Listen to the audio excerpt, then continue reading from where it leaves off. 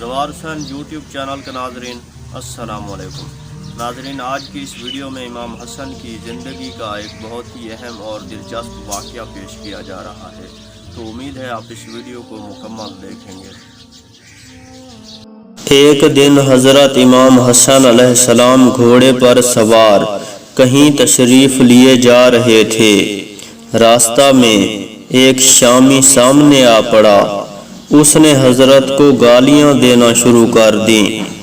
آپ نے اس کا مطلقاً کوئی جواب نہ دیا۔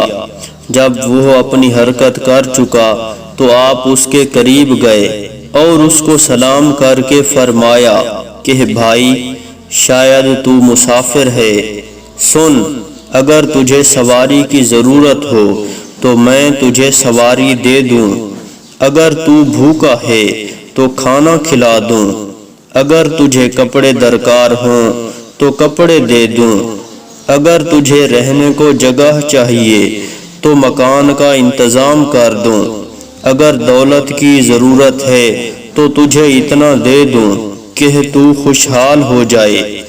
یہ سن کر شامی بے انتہا شرمندہ ہوا اور کہنے لگا کہ میں گواہی دیتا ہوں کہ آپ زمین خدا پر اس کے خلیفہ ہیں۔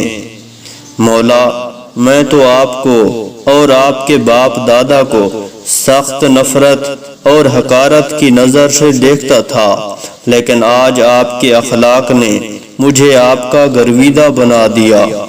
اب میں آپ کے قدموں سے دور نہ جاؤں گا اور تا حیات آپ کی خدمت میں رہوں گا۔